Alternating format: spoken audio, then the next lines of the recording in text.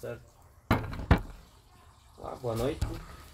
Hoje nós vamos explorar algumas reflexões a partir do diálogo de Alcibíades e Platão, abordando alguns temas que têm relevância na prática psicológica, principalmente. Nós focaremos então na vida intelectual e no entendimento psíquico, conectando esses conceitos com as ideias presentes também no opúsculo sobre o modo de aprender e meditar de Augustão de São Vítor. Vamos começar entendendo um pouco o cenário do diálogo. Então, antes de eu colocar os pontos-chave, o contexto do diálogo foi que Alcibíades, nesse primeiro diálogo, né, tem dois, né, encontramos o Sócrates conversando com Alcibíades, que é um jovem ateniense de quase 20 anos. Né? O Alcibíades tem uma posição privilegiada assim, dentro do contexto social. E acredita que também que ele não precisa de ninguém e que ele é autossuficiente. Né? Sócrates, utilizando o seu método de questionamento, ele vai desafiando essa crença dele, revelando um pouco da ignorância que o Alcibíades possui, escondendo por trás da sua autoconfiança. É interessante observar como essa atitude é comum também na nossa prática, né, como psicólogo, né, para adentrar assim dentro da mente do nosso paciente, assim, né? Muitas das crenças são muito bem arraizadas assim dentro dele, até que se questiona de uma forma efetiva e ele consegue perceber o quão distante ele estava da realidade. Então, os pontos-chave que a gente vai comentar, né, a respeito da ignorância e da arrogância, um pouco sobre o materialismo, o sentido da vida, a importância do diálogo socrático como um método científico, né? Ele é um método investigativo para as ciências sociais, digamos assim, né? Ou como descobrir a verdade, né? Filosoficamente. E nisso, o autoconhecimento e reflexão, a importância da reflexão, né? Como tem também, né? No opúsculo, sobre como meditar sobre as coisas, não só sobre as pessoas, mas sobre a verdade em si. Disso, aprendizagem e meditação. Também um dos conceitos que eu peguei do opúsculo. Né? O objetivo com isso, também uma imagem interessante, assim, essa imagem é do discurso deles. Ali o Alcibíades todo pomposo, né? Todo errado ali. E o Sócrates ali, né? Argumentando com ele, né?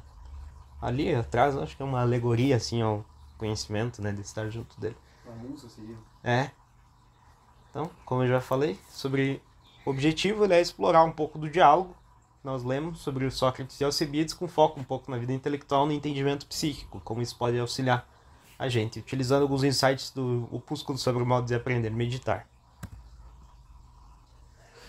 Um dos pontos que eu coloquei, primeiros aí, é a respeito da arrogância e ignorância. Né? Um dos temas que é central dentro do diálogo é a crítica a essa arrogância do Alcibíades. Sócrates afirma que a presunção de saber é, na verdade, um tipo perigoso de ignorância. Né? Tipo perigoso de ignorância, porque ignorância em si não é algo por si só negativo. Né? Ignorância é, a gente observar assim, ignorância é ignorar, né? Não é que a pessoa é burra de fato, mas é que ela está ignorando os fatos. Se ela está ignorando deliberadamente isso, e ela acha que presume que já sabe tudo e ignora deliberadamente, então sim, ela incorre num tipo de ignorância que é perigoso. Quando alguém acredita que sabe tudo, ele se fecha também ao aprendizado e ao conhecimento. Né? No nosso consultório, na psicologia, nós vemos isso em alguns pacientes, né? Que na resistência do autoconhecimento em si, né? Que às vezes é muito difícil, pode ser um obstáculo imenso para o progresso terapêutico e um dos grandes motivos da desistência, né, dos pacientes é a respeito dessa resistência, né, dessa estar diante de fatos e talvez não querer confrontá-los ou aceitá-los. Então reconhecer essa ignorância não é um sinal de fraqueza, pelo contrário, mas uma abertura abertura para uma verdadeira sabedoria. Uma forma de estar disposto, estar aberto ao conhecimento, né? Como é constado também no opúsculo, né? Que a humildade é o princípio para o aprendizado, né? A gente tem que ter sempre esse assim, esse lema assim dentro da gente para poder compreender coisas às vezes mais elevadas ou coisas mais simples, tanto naquilo que se refere a nós e nosso próprio conhecimento, como um conhecimento específico sobre algo, né? Às vezes a gente acha que sabe muito sobre um determinado assunto, pode ser ele técnico, mas a gente pode sempre, em qualquer momento, aprender, independente da pessoa que nos ensina, né? Independente da forma como nos é explicado.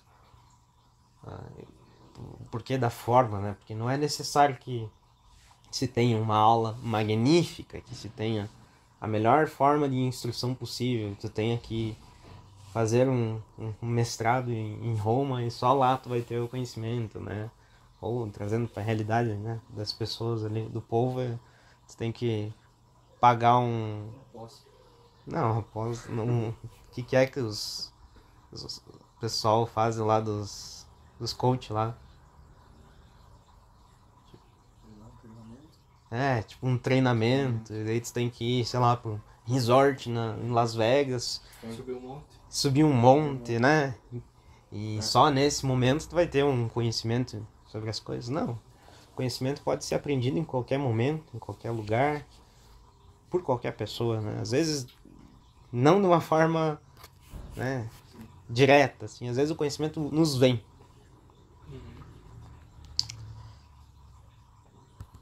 Não, então, ignorância disfarçada de autossuficiência, né, desse eu já sei, ela é muito perigosa.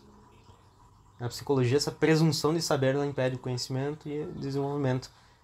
Eu peguei um trecho ali que o Sócrates argumenta com Alcibiades. Então, tu estás convencido de que não precisa de ninguém para nada, né? A partir disso, ele começa uma longa discussão com ele, perguntando assim: tá, e para fazer tal coisa, assim, para construir um barco, tu consegue fazer sozinho? Daí ele vai: não, pois é, um barco, talvez seria preciso chamar alguém, né, que entenda melhor do que eu sobre isso, né? Não é a minha área. E sobre música, sobre lira, né, que ele coloca ali. Tu se acha um especialista em lira? Se eu precisasse legislar, por exemplo, alguma coisa relativa à música, a lira em específico, tu seria a pessoa mais capacitada a isso? Não, eu acredito que não. Acredito que se chamar um professor, algo nesse sentido, ele vai ter mais conhecimento que eu. Aí ele compreendendo que muitas pessoas sabem muito mais do que a gente e que na nossa vida a gente precisa das outras pessoas, né? Estar diante do outro, ter essa conexão que nós estamos tendo agora, né? E compartilhar a forma como a gente visualiza as coisas e ter também a resposta dos outros sobre aquilo. É assim que é construído o conhecimento de fato, né? Não é uma... Como é que é? Aquele que surge diante do nada, né? A biogênese, eu acho. A vida que surge a partir do nada. Hã?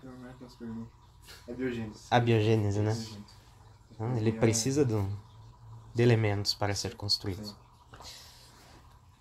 Aí não, o nosso querido Narciso. Materialismo e sentido de vida. Sócrates coloca o Alcibiades diante de uma questão existencial. O que preferirias? Continuar vivo com o que possuis ou morrer agora mesmo? Então, colocando isso, ele dá a entender. Bom, em vida eu posso conquistar muito mais coisas, né? E o que é mais válido? Conquistar coisas? Ter coisas? Ou tudo que eu possuí já? Né? Já dando a entender que a visão, dá a entender, cosmológica do Alcibiades era uma questão materialista mesmo. Esse era o sentido da vida dele, né? A gente começa a visualizar, por exemplo, nos pacientes, a gente vê que a questão dos sentidos, né, que a pessoa dá para a existência dela, assim, alguns sentidos são, de certa forma, melhores do que outros, né, o sentido que está conscrito por exemplo, dentro de um outro ente, né? Um outro ser humano, assim. Às vezes é bonito, tudo bem, um amor, né? Por exemplo. Mas se acontece algo com aquele amor, né? A pessoa se perde, e aí? Ainda pior se está inscrito dentro de algo material, né? Imagina, se o sentido da vida da pessoa é, sei lá, o carro que ela tem, a casa que ela construiu, que pode ter um significado muito simbólico para aquela pessoa em especial. Claro, às vezes passou a vida inteira trabalhando para construir a casa do jeito que ela queria, fez os móveis dela, né? Fez tudo do jeito que ela quis e acabou tendo um apego muito grande àquilo. De tal forma que aquilo se torna, de certa forma, um sentido para ela. Mas se acontecer alguma coisa com a casa, e daí, aonde se encontra aquela pessoa? Então, ele desafia um pouco essa visão materialista dele, né? Sugerindo que a vida pode ter um sentido além da posse dos bens. Então, dentro da psicologia, a gente pode comparar isso, né? A busca por um significado, um propósito, além do físico, além do mundo físico.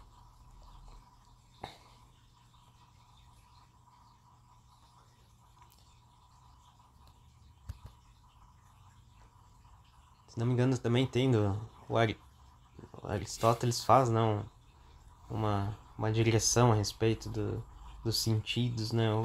Sobre a respeito da felicidade, né? Que o ser humano ele é impelido a buscar uma felicidade, né? E essas coisas elas não trazem uma felicidade plena. É sempre uma felicidade que está sempre correndo atrás, né? Que não se mantém, né? E a única forma de se manter uma certa felicidade, segundo as conclusões que ele chega, é um sentido que ele seja acima daquele, um sentido espiritual, metafísico propriamente, né?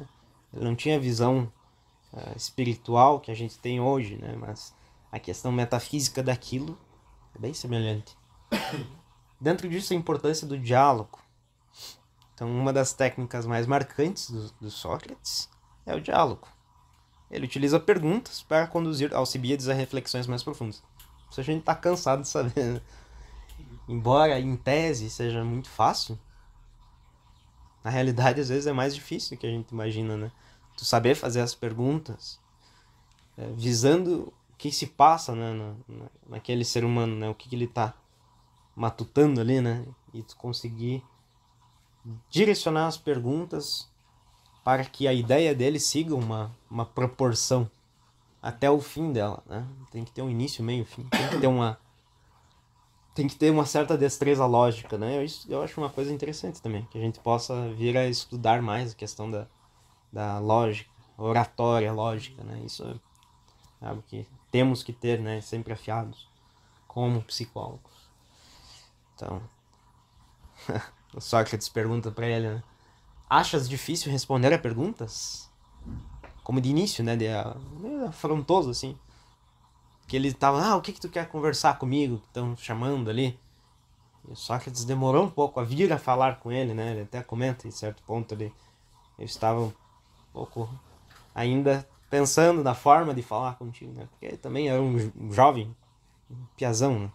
Menos de 20 anos ali, então muitas das coisas que ele viria a falar, assim, pode ser que não seja o momento, né? Ainda precisa maturar ainda mais. Mas ele, ao colocar isso, né? Instiga ele, tá? Tu tá disposto a manter um diálogo? A gente pode, né? Fazer uma sessão, de certa forma. Isso reflete, então, a essência do que é o método socrático. Através desse questionamento, ele expõe as contradições e as falhas do argumento dele, né? Do pensamento do interlocutor, que é o Alcibiades.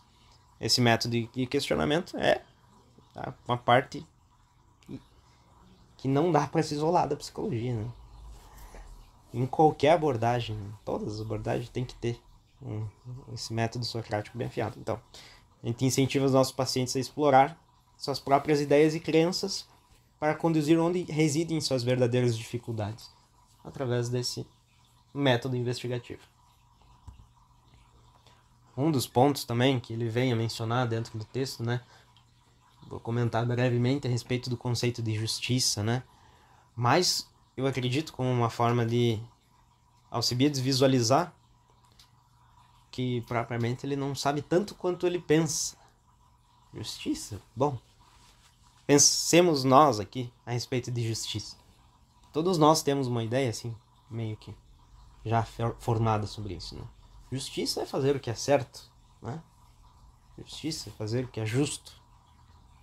Ser justo. Mas E o que é ser justo? o que é ser justo? Para quem o é, né? Às vezes o justo para um pode ser injusto para outro. A justiça é algo dificílimo de conseguir traduzir num conceito breve. É algo que tem que ser bem dirimido em cada situação da qual nós estamos analisando. Então, ele coloca também, né, que o que ele compreende como o conceito de justiça é o que é vindo pelo vulgo, né? O vulgo, ou seja, o povo, né? Uma espécie de um inconsciente coletivo de que a gente já meio que tem essa ideia formada, assim, por existir junto às outras pessoas, a gente já pega por osmose essa ideia do que é justo e o que não é. Mas, bom, se todo mundo tem essa ideia, por que existem guerras? Por que tem gente que se mata? Né? Ou o entendimento do que é justo, todo mundo entenda, talvez. Quem saberia regular isso? Fazer essa balança, né? Quem seria quem lidaria com a guerra ou com a paz quando é momento de ter guerra? É? Quem? Ele se julga capaz de fazer isso como um político, né? Ele se julga capaz de ter esse discernimento de quando ter guerra, quando não ter. Quando é tempo de paz, quando não é. Quando é tempo de firmar, né? No mundo mais moderno, assim, ter laços diplomáticos mais com um país, com outro, né? Como a gente acaba visualizando, assim, né? No mundo moderno, quando há trocas, assim, de ideologias dentro de um governo, eles vão ter laços mais direcionados com países que têm a mesma visão ideológica que eles, né? Então, quem faz isso? Quem sabe que isso é certo também, né? O que é justo para quem o é? Então, ele questiona quem realmente possui conhecimento para definir o que é justo, sugerindo então que a sabedoria popular nem sempre nos é confiável. Esse debate filosófico é relevante também dentro da psicologia. Muitas vezes nós lidamos com conceitos de certo e errado, justiça e injustiça. São subjetivos, eles dependem do contexto. A compreensão dessas nuances assim é crucial dentro do trabalho clínico, né? Pegamos um exemplo assim comum dentro do, por exemplo, relacionamento. Pô, ele me fez uma injustiça. Ele fez algo que é completamente errado. Então, esses termos bem dispostos assim. Errado, certo. Justo e injusto. Será que são de fato? Né? O que aconteceu? O que foi cada fato? Assim? Compreender essas nuances, compreender o que se ocorreu dentro disso é fundamental. E a gente sabe que, né, o tal do Alcibiades não tinha esse dote, né, de conseguir compreender isso. Então, ignorância, presunção. Então, como eu tinha dito, a ignorância não é uma burrice em si, né? Mas o fato de ignorar deliberadamente o conhecer, sim. Aí é uma burrice, né? É um perigo. Mais do que uma burrice, é um perigo. Pessoas assim podem ser perigosas para si mesmas, como muitos nós vemos, ou para outros, né? Se ela entrar, por exemplo, num campo político, ela pode ser perigosa para outras pessoas, porque as decisões dessa pessoa estão ditando o que vão ser da vida dos outros, né? E, infelizmente a gente tem isso na nossa vida, né? Ser prejudicial a si mesmo também, né? O fato de ignorar determinadas coisas também é muito prejudicial a si mesmo, né? Se fechar dentro de crenças limitantes, né? Utilizando os termos da TCC, né? Então, se fechando dentro dessas crenças limitantes, fechamos o nosso escopo para o mundo, nos limitamos a estar diante do outro, das nossas pessoas queridas, e de se estar bem também. Autoconhecimento, o que tanto falam, e é mencionado, né, o famoso a famosa inscrição de Delfos, né? Conhece-te a ti mesmo. É uma mensagem central tanto no diálogo de Sócrates quanto na vida intelectual, na vida, na prática também das sessões da psicologia. Da vida humana em si. Da vida humana, de ser humano, né? Conhece-te a ti mesmo. Bom, o que seria isso de fato, né? Ele aponta que esse autoconhecimento então é a chave para a verdadeira sabedoria, para evitar os erros que surgem da ignorância. Esses erros também, volto a colocar, podem ser aqueles erros de crenças limitantes, coisas assim que às vezes são erros que no dia a dia a gente acaba caindo sem querer. E esse conhece-te a ti mesmo nos convida a refletir, meditar sobre os nossos próprios atos, sobre as nossas decisões e vir a conhecê-los, saber o que os são, para que o nosso agir, não só o nosso pensar, o nosso modo de refletir, mas o nosso agir também esteja inscrito numa sabedoria, né? E isso que é o de fato conhecer a si mesmo, né? Não é algo, conhece-te a ti mesmo. Muito vago isso, né? Mas o conhece-te a ti mesmo é conhecer propriamente o que tu faz no mundo enquanto ente, né? Né? Não só como questões metafísicas, mas em termos práticos, né? O que tu fez para os outros no teu dia, né? O que tu é capaz de fazer, tanto bem quanto mal. E teu máximo, né? O teu máximo, exato. E nisso que vem a ser, né? Então, ele se lembra que acho que é isso. Bom, o autoconhecimento é um tema central nesse diálogo de Sócrates e em tantos outros, né? Sem ele, a verdadeira mudança não é possível. A verdadeira mudança de pensamento, Alcibiades não viria a mudar, a trocar o seu pensamento e poder enxergar de outra forma a realidade que ele estava vendo, se não pudesse, pelo menos em um momento, ter tido esse tempo de visualizar a si mesmo, né? Às vezes, quando a gente faz o método socrático, é fazer a pessoa visualizar a si mesmo. Exame de consciência. Exame de consciência, um mini exame, né? E, por fazer a pessoa refletir sobre o que ela fala, vem a ser um conhecer a si mesmo também. A vida intelectual e a psicologia, então, para se conhecer é preciso realmente estudar? Coloquei isso como uma pergunta, de fato. O que vocês acham disso? O que é conhecer e o que é estudar? Primeira coisa. O se conhecer, né? Como do Se conhece a conhecer, ti é mesmo. preciso estudar. Então, conhecer. O que é conhecer? Método socrático.